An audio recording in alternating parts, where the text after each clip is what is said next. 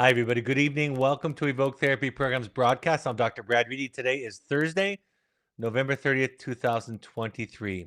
For those of you who might be new to our broadcast, every other broadcast we have a live Q&A with our Evoke family, with our current and alumni family members. You're welcome to invite, if you're an Evoke alumni, family, close friends, children, other children you might have in the family, anybody in your circle, so that they can become acquainted, if they would like to, with the work that we do at Evoke. And they can ask questions directly about our process, either at our intensive program or, of course, with our wilderness therapy program.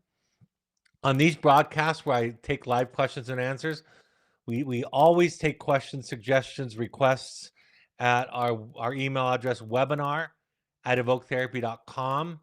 Those will be put at the top of the queue. Any live questions that come in from the audience tonight will be answered in the order that they are received. Before I get into the first question, I just want to make the announcement, my commercial, if you will, for our intensive program. I believe that the intensive work is some of the most meaningful and important work that you can do. I believe that it's the best contribution you can make to your marriage, to your child's life, to their well-being, is to work on, to unravel, to explore your own history. As Alice Miller said on page 1 in The Drama of the Gifted Child, my favorite, what I think is the most important book on raising children, she said, that there is only one enduring weapon in our fight against mental illness, and that is the discovery of the unique emotional history of our own childhood. So that is the approach that we take.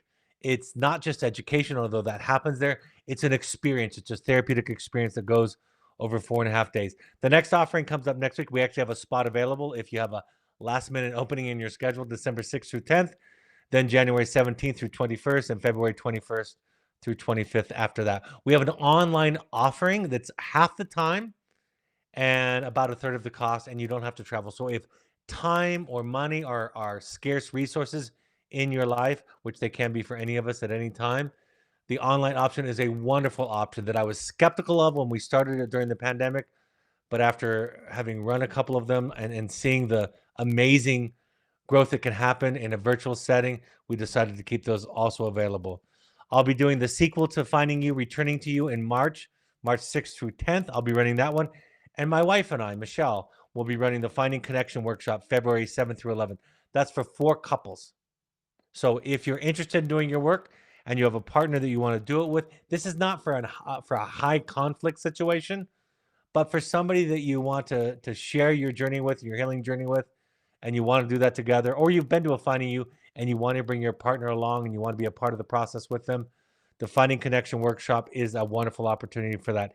Any questions, signing up for private intensives for couples, parents, or families, contact intensives@evoketherapy.com. All right. Having said all of that, let's get to the first pre-submitted questions. The first question reads this way. Part 1. My family and I are going on a 2-week international holiday trip in December. My sibling came out as non-binary in the spring, is bringing their partner, also non-binary, who has a complicated history of trauma, divorce, abusive parents, and many fragmented relationships. They have been together for 8 months and have developed an extremely codependent relationship. They both have anxiety and depression when they are apart from each other, and neither one of them is present, and they are unable to. If neither one of them is present, excuse me, then they are not able to function independently. Without telling my parents, they moved into the apartment that my parents are paying for while my sibling is in school, and my parents are also paying for this international trip. I am shocked that my sibling's partner agreed to come. It feels like they are taking advantage of my parents. Part 2. My siblings and I are all adults and have been following the podcast for a while now. I know that my negative reaction to my sibling's partner is about me, but I am stressed about going on this vacation together because I feel like it is going to be completely about my sibling's partner. They tend to dominate the conversation, are emotionally exhausting to be around, and have caused so many issues already, including needing to book additional hotel rooms, separate flights, bigger rental cars, etc. All to my knowledge without expressing any gratitude to my parents for taking them on this trip in the first place. What do you think is the best way to handle this situation? I want to remain regulated, but I don't feel like I can talk to anybody in my family about it. Well, quite a challenge. I'm going to say something, it might sound facetious and it's not. My first thought was like, this doesn't sound like a vacation. For me, my vacations are so sacred that the time that I take off of work and take to recreate and travel is so sacred to me. I have playfully admitted and confessed to many people over the past few years that it took me well into my 40s. I mean, that's hard to contemplate. Well into my 40s to make sure that, for example, at the holidays, which are also a sacred time for me, a really important and special time for me, it's taken well into my 40s for me to make sure that the people around me, the people that we host in our home, are everybody that I want to have here and nobody that I don't. And I consider myself somebody who does my work. I'm committed to therapy. I have been for much more than half of my life in therapy. I believe it's part of a healthy practice to discover who I am, to develop clear boundaries, to know what I want, and to be able to affect that in my life. So I just acknowledge that if it took me well into my 40s to finally make the decision at such an important and sacred and special time as the holidays about who I was going to be around, I can just imagine how challenging it is for everybody. So part of me thinks that you're set up to fail. Part of me thinks that you're in a situation that's really, really hard to make successful. So this will sound crazy, but lowering your expectations, making sure on your trip that you protect your space and time as much as possible.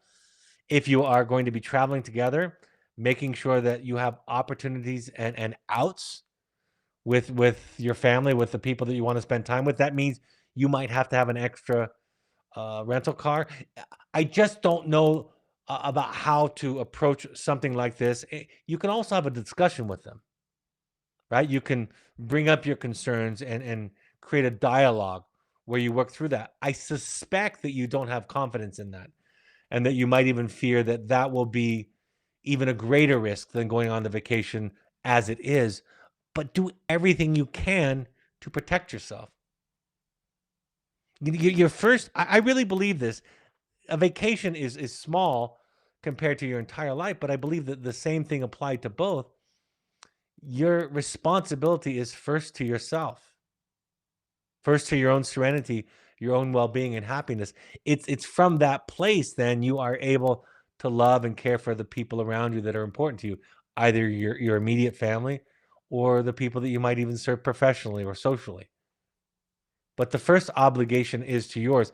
I read this quote yesterday. I thought this was a really great quote from one of my favorite writers, James Hollis. And it's very broad and sweeping and probably specific to a different context, but I want to read it and make the point here. He said, and this is the only quote that I found when it was posted on my social media feed. He wrote, "Going was dying and staying was dying. When we get to junctures like that, we had better choose the dying that enlarges rather than the one that keeps us stuck." And that's another way of saying you don't get to win. Something I quote all the time, a mantra that I probably say to myself every day, if not several times a day. You don't get to win, you get to choose how to lose. So again, I would approach this vacation with that mantra in mind. There's no way for you to get what you need and for everybody in the equation to be happy. I'm guessing because the question was important enough for you to submit and to ask and to put yourself out there. I'm also curious about the fact that if your sibling is a listener to the podcast, then I imagine they're going to be listening to this too. And I just want to acknowledge that. Um, Having said all of that and acknowledge that, there's no situation in which you're going to be happy and everybody is going to be happy at the same time. Probably.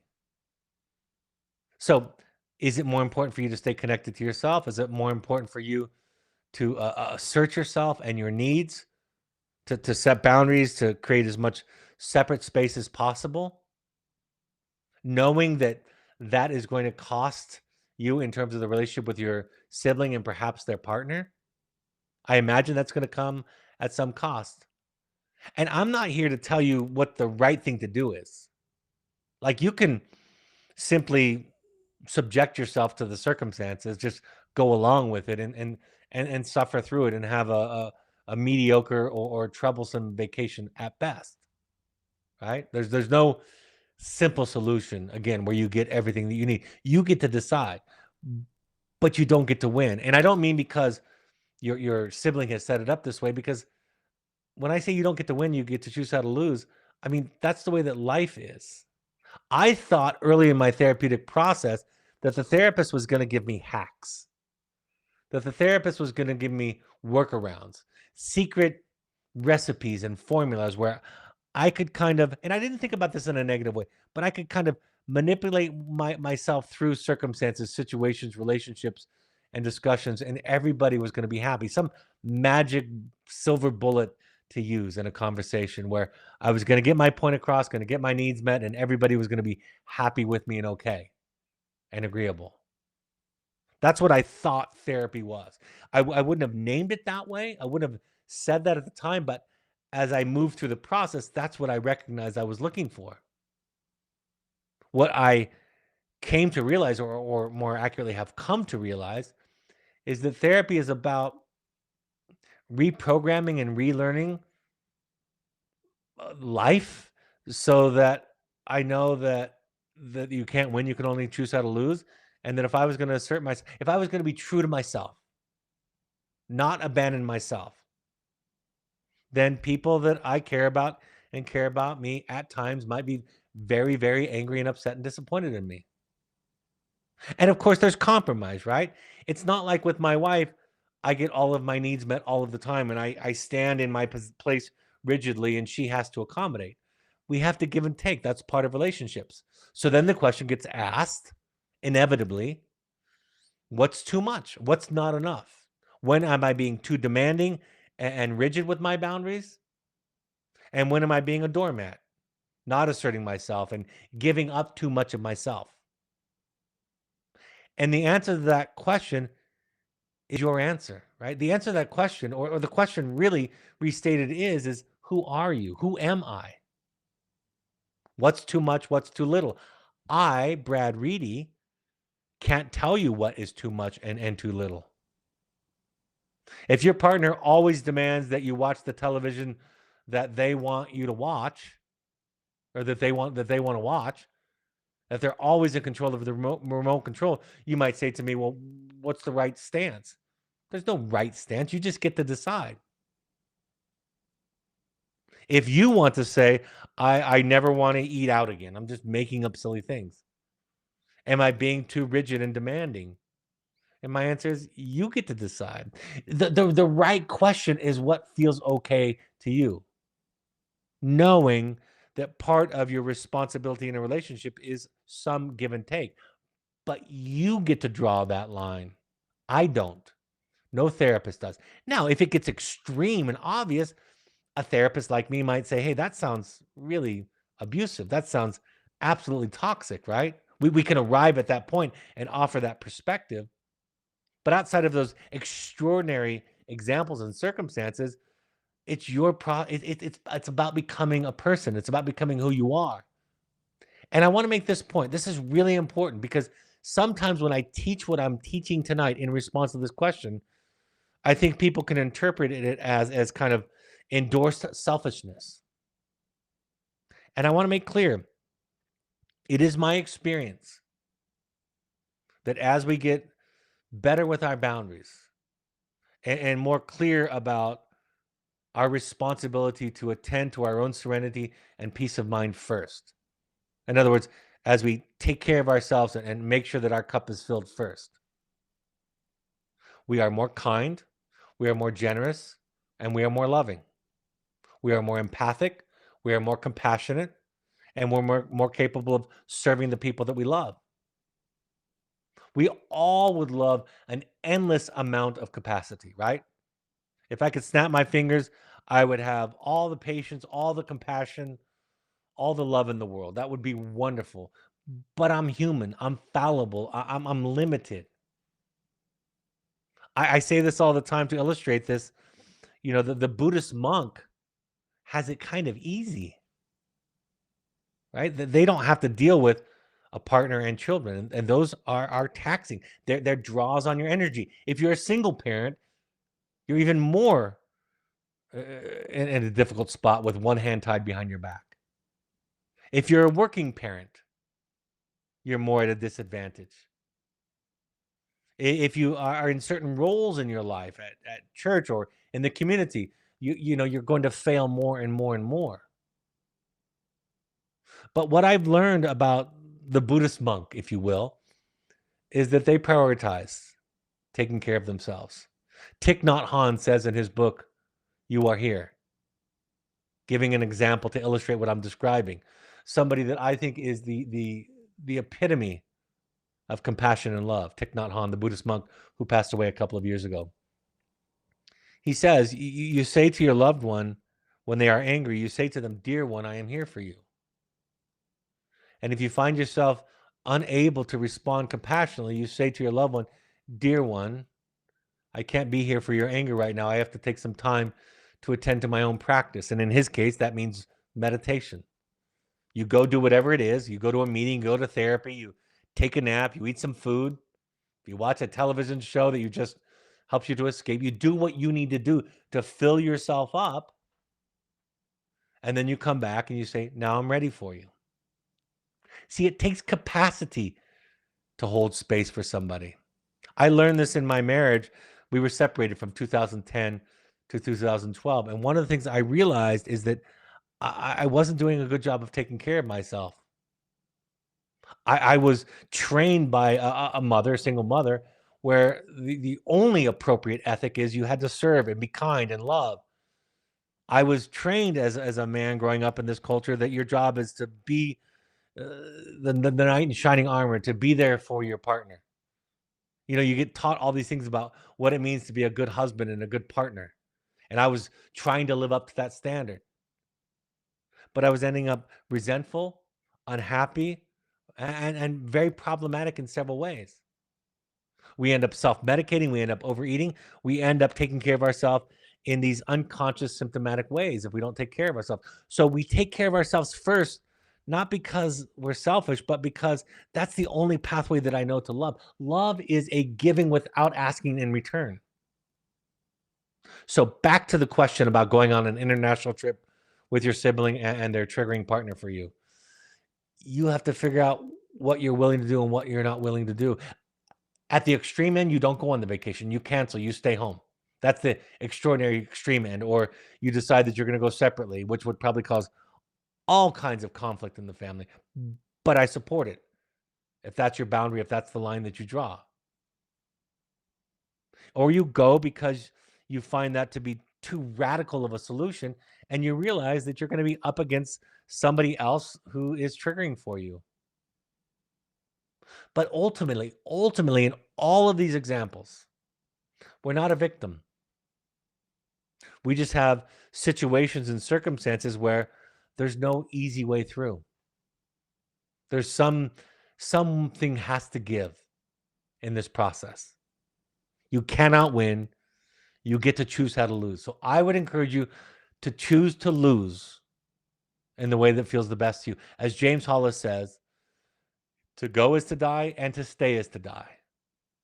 So with that, I would encourage you to choose the death that is enlarging instead of the death that is shrinking or a stuckness or a smaller life, a smaller world. Very, very difficult.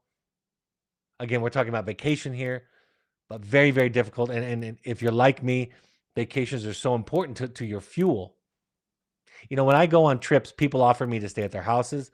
I never say yes anymore. I need to be off. And by the way, when I was separated, I used to feel guilty. My wife and I talked about this while we were separated. I used to feel guilty for the time away that I spent until I realized that's part of my self-care. And we have a situation financially where she has the exact same freedoms to do what she wants. So now when I go on a work trip, which by the way, I do a lot less than I used to. But now when I go on a work trip, I acknowledge that sitting in a hotel room for the evening as a single person is fueling for me. It feeds my soul. And I realized leaving her at home to take care of the house is draining on her. I realize that. So I thank her for it. And she says, "You're welcome." And then I make sure that she knows that she has the absolute right to take the exact same privilege in our lives, to leave me at home. And when I'm home, when I'm the one home with the kids, taking care of the house, I do my best. Unless the house is burning down, but just short of that, she's not to be bothered. We check in, we have a wonderful time. I might talk about the ups and downs of my day, but I'll handle the crisis while she's gone because her being away makes our marriage better. Me being away in that example makes our marriage better. And by the way, at the end of the day, part of what defines a healthy relationship is not just what happens inside of it, but it is defined by the ability for somebody to go away and come back freely. So the great paradox is I want to spend less and less time away than I used to, as does she. So thank you for the question. I hope that makes sense. Next question somebody writes, Christmas is coming and I have 2 young adult daughters coming home. One a recovering addict, 28, and the other one at school, 22, and is not speaking to the older one due to the many infringements on her boundaries. Obviously, there's a lot of trauma there. I try to remain neutral and do my own work, but that will be difficult when they're both here. The younger one has expressed her worry, and I told her to create a plan in case her sister once again tries to force her to be in a conversation with her, and to make it clear she's not ready to engage. My daughter feels I should be saying something. My oldest daughter is not getting the support she needs, so is not doing the work she needs to do. If you approach her with anything she doesn't want to hear, she sometimes goes off the rails. I realize this is not mine to own, and also I think I should set clear boundaries for those days, but not sure how. You know, I love these questions tonight. Very different, but very important. I have learned, I have 4 children, and I used to fantasize about this idea that we would all go places together. And of course, we've had some of the most wonderful times together as a family of 6. In fact, even for Thanksgiving and for Christmas, we really turned it into a family of 8 or 9 with my ex-wife and her partner. It's a very happy group. But I've also realized in situations where we're traveling that I don't know that I'll ever have a family vacation with all 4 of my children. Some of them get along more or less than others. So again, I know this goes against probably so many people's core values, but I don't think you have to do that anymore. And that's a huge loss and a huge grief for most people. It is the death of a core value. But I think what you're encouraging your one daughter to do, to take space, I encourage you to do the same thing. Take space. Make sure you have an out. I told somebody the other day, a couple of parents, when they were on the phone with one of their adult sons in the car, one person wanted to take the call, the other parent didn't. I said, you might need to have a rule where you don't take phone calls in the car, because you can't just get out of the car and walk away. If you're traveling together, both of you need to sign up for this call because it can be triggering. So if you're going to be triggered by your children's trigger, you have to have the same out that you're suggesting to your daughter. And it's okay to take space. Everybody in my world, in my way of thinking, everybody has the right to take space. Nobody is under the obligation to be controlled in terms of their body and their space. So, we had all of our children home, and I playfully and honestly joked with my wife at the end of Thanksgiving Day. I said, nobody had a fight tonight. It was amazing. Nobody got into an argument tonight. Had they gotten into an argument, I would have taken space. And somebody could say to me, well, Dad, and they've told me this, Dad, you should intervene. You should draw a line here. You should tell this person that's inappropriate. You should. And my response is, it's not a dialogue I'm willing to have. You're in my case, like yours, 3 of my children are adults, and you have to figure that out. I'm good with each one of you, but the way you are with each other at times is triggering for me. So I'm going to walk away. I'm going to leave the room. I'm going to go into a different part of the house. And if this becomes a pattern, I might not want to have you at the same time. As ludicrous as that might sound, My priority, I read this quote from Thich Nhat Hanh. I thought this was absolutely profound just the other night. Thich Nhat Hanh said this. Let me pull this up. He said, again, I love reading from a Buddhist monk ideas that I think to some people sound selfish, but this is what he said.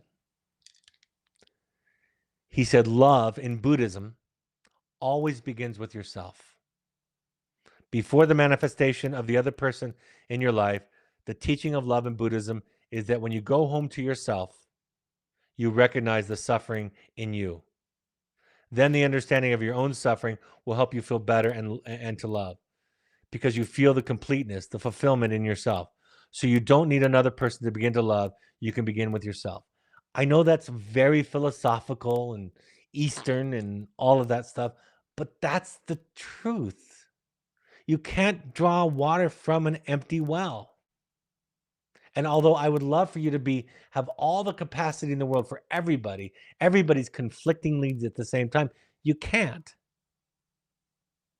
One of my favorite therapists, teachers of all time, Virginia Satir, used to talk about the witching hour, when people in the same family, in the same partnership, have competing needs at the same time. She said it's inevitable. Life and family doesn't work in such a way that only one person is in need at one time. And so you've got to figure out ways to navigate the witching hour. Who's going to take care of you? I explained to somebody not too long ago, you can't have all your eggs in your partner's emotional basket. You have to find other sources of support, because there are going to be days and moments in each day when your partner is going to be physically or emotionally unavailable to you. So you have to find other sources of support. I don't care if it's prayer or meditation or listening to music or calling a friend or a sponsor or a mentor, whatever it is. So I think it applies to you, to both of these first two questions in the same way. How are you going to take care of you? How are you going to choose to lose? And ultimately, going forward, do you need to start making different decisions about who you have over for the holidays and who you go on vacations with? And I will tell you, I don't care what anybody says, you have my permission to do it your way. And I believe as we do this, we will be more capable of love. As my friend once said to me, when I was doing really poor with self-care in one specific incident, he said, Brad, the world needs a Brad that is well-fed and taken care of. We need you to take care of yourself. My wife says that to me. I need you to be selfish. I need you to be willing to piss me off. I need you to be willing to let me down, she tells me. Because if you don't do that, our marriage won't last. And it goes the other way around, reciprocally, right? I need that from her too. Wonderful, creative questions. Next question reads, my child is at a residential treatment center currently, and I am a little concerned as to whether this is the right place. In the past couple of weeks, one child snuck pills into the facility and OD'd and was asked to leave. Now another child is on safety watch due to suicide intent, suicidality, or self-harm. One attempt in front of my child. How do I know if this is still a good place for my child? Child says they still feel safe, but it must be hard watching their friends doing this type of harm to themselves without making some kind of impact on them. Whoa, what a tough one. I mean, I would say, first of all, you are owed from the program extra time and attention.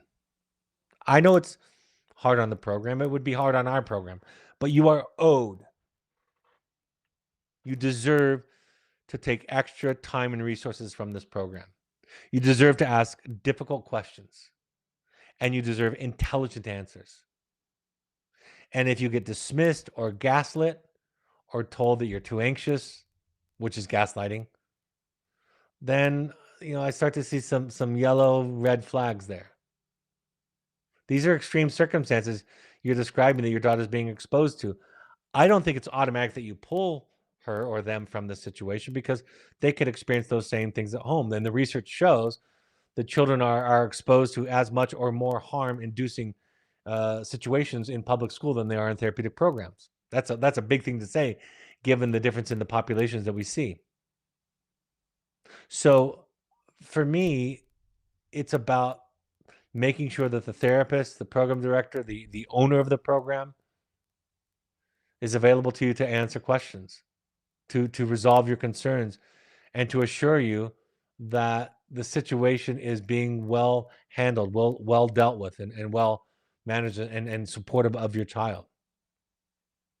And if you feel ultimately like you're being dismissed, or gaslit, or told things like you're being a hovering parent, a codependent parent, I think that's I think that's too shallow of a response, and I would encourage you perhaps to seek another program. I also would ask you, if do you have an educational consultant, somebody who referred this program to you? If you do, I would use them as your quality assurance advocate, because if I referred somebody to program X over here, if I was serving in that role, and then I had a client complain to me about that program, I would want to ask questions also. I would want to be assured, because I might want to refer another child or client or adult to that program at some point. And I need to be assured that, not that everything is perfect, and that things that are outside of their control are in their control. I don't need to be taught that lesson or that idea. I just need to make sure that they're working with it professionally and adequately. So use your referring professional, your educational consultant in that role if you have. That's one of the benefits of having them. Because you see, the politics of it are, an educational consultant is a multiple referral source. They refer multiple people to programs. That's their job. So if I, Brad Reedy, get a call from a consultant, in terms of the politics, just thinking of it selfishly, that raises my attention even more, because I'm like, I want to make sure not only the parent and the child themselves are responded to adequately, but I have to answer to the consultant, to the referring professional, because I want the next referral. And to earn that trust, I have to show competence and capability. So ask difficult questions, ask for more time and resources. I empower you. I give you permission, therapeutically speaking, to ask for more, to have longer discussions, to work your way up the chain of command till you get to the top, until you're satisfied. Absolutely. Tough one, and very, very real and realistic. All right, the next person writes, next question comes in. My son has attacked me verbally and told me I never listen to him. I do listen to him, but when I can't stand hearing him yelling at me, I do not listen to him. But there are times when I do listen to him. The problem is that he goes back in time and keeps going over and over how his life was ruined by his terrible parents. He won't listen to anything anyone has to say, and we don't lecture. We have been told he needs to learn the hard way by therapists. I am now choosing not to listen to him, vomiting how stupid, foul, language, etc. I am. Today he told me he only fights because of me. Yet he just attacks me personally. He is 19, and my husband and I do not argue with him. He went with us on Thanksgiving vacation and insulted me in front of my family, and I was minding my own business. He wanted to leave early, I think, so he took it out on me. This is what he does. Is there any way to explain this if he never listens to anything? What is this that is going on? He basically attacks me when he feels bad.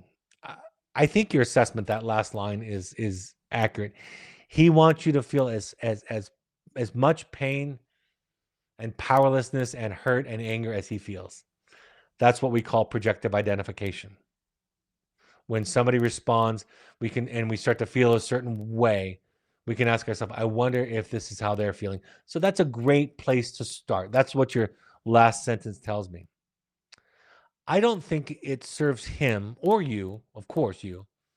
I don't think it serves either one of you to have unending patience.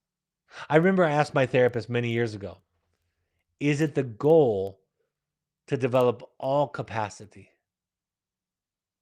in terms of parenting? My therapist said, well, first of all, it's not realistic. There's no such thing as a human being with godlike capacity. So the question is moot in that sense. But secondly, if we had all capacity, it probably wouldn't be ideal for our children anyway. We don't want to not develop the capacity just to teach the lesson, but our children have to understand that we have limits. It's okay to have limits. And the child will discover the end of these limits. So it's okay for you. There's no requirement. This is really important. There's no requirement for you, any of you listening, to take on everything your child has to offer.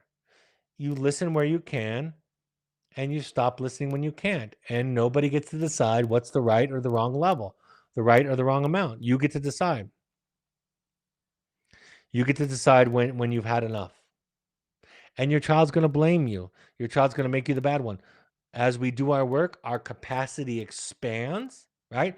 I can listen to more today than I could when I was younger. When I was younger and less capable, I would definitely attack my children when they were dysregulated. I would stop listening to them and accuse them of speaking to me with disrespect. Now I can put up with that, knowing it's not that I'm ignoring feelings. That's really important to explain. My capacity isn't that I've learned to ignore my feelings. I don't get hurt as much as I used to. I don't take it personally, but you better believe in a very clear way, by a long shot, that any one of my children and family members can find the limits of my capacity. In the opening page of the Misery of the Good Child by Jamie Gill, by J.D. Gill, she explains this. She says, all parents have limits, and every child will discover the end of those limits. So what we say, that the difference, the departure that we make in this attachment work, is we admit that we are limited. We own that we are limited, and we take responsibility for that. Conversely, what a lot of people try to do, especially when they are new to therapy, is they try to make the child see that they're going too far, that they're being unreasonable. We try to convince the child that they're speaking out of turn or disrespectfully or in inappropriate ways. We try to make them the problem instead of saying, this is enough. And by the way, there are certain days when I can listen to a lot, and there are certain days and certain moments in each day when I can listen to nothing. Do you see the shift? Do you see how the boundary work shifts from being right and good to being a person? And do you see how learning to be a person, a human person, is the best modeling we can do for our children? So now I try to own my limits, and I'm not perfect at this. I try to say, I'm upset. I can't listen. I've had enough. This is my limit. I can't go any farther. I need a timeout. I'm not okay with this. And they say, well, you have to listen. And I say, I know. I know you think, I don't say it, but I know you think that I have to listen. I know you think that because I've been an imperfect human parent, that I owe this penance, that I have to make up for it by suffering anything you say and do to me, that I have to take all of your projections of the bad mother, the bad father onto me. I know you think that. I say none of this, of course. But I know they think that. And the fact of the matter is, I just don't agree. The fact of the matter is, I'm just not willing to. And as I get larger, as I grow, I realize, just like they say in Al Anon, that no is a complete sentence. And that self-care, I wrote this in my social media just yesterday, that self-care isn't just bubble baths and massages, although those are great. But self-care is saying, no, I quit. I can't. I'm not okay with this. I'm done talking. I'm not willing to explain myself. I'm taking a time out.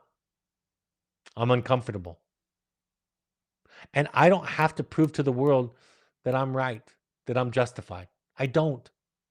I spent most of my life believing that I had to explain to the world what my boundaries were and why, and I had to be right, and they had to be okay with them. And now, I'm not perfect at this, of course, but now I'm okay just being a horrible, rotten self. And I'm not very interested in explaining myself to the world or to my children, but definitely to the world. So it's challenging. It's difficult. You bring up a core issue of what a boundary is and what we're up against when we're challenged with setting it. What self-care is. Self-care and boundaries will inevitably require us to face our shame and our guilt. Because when we set healthy boundaries, boundaries that we need to set for our own well-being and our own self-care, When we do those things, we will come up against somebody accusing us that we're being a bad friend, a bad spouse, a bad parent. But we go to therapy and we get support over and over again from our therapist. And we find that the home that we seek is us. We are okay. And the world can rage against us and we're still okay. The world can think that we're a monster and we're still okay. And because we are okay, we are more capable of love. Prior to that, we were trying to maintain an ego, a sense that we are good, that we're a good husband, that we're a good father, a good mother, a good wife, a good friend, a good sibling. Because we thought and we were taught that that's the goal in life, to be good. But as we grow up, we realize that that's a fool's errand. And that the best way to ensure that the somebody's failure is to teach them to try to be good. As Jung said, I would rather be whole than good. That's what recovery is. We move away from being right and good to being who we are. And with who we are comes all the wonderful gifts like love and compassion for others, energy for others. But our cup, our well has to be filled first. All right. Looks like that's all the questions for today. Is that correct, Olivia? Okay.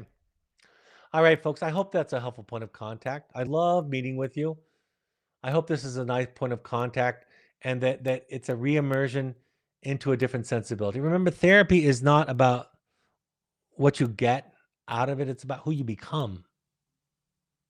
The therapeutic process is about a transformation of self, a transformation of consciousness, becoming and thinking and feeling differently about the world and challenging the old answers. One of my favorite quotes from James Hollis is that the neurotic person is the one who's accepted the wrong answers to life's most important questions.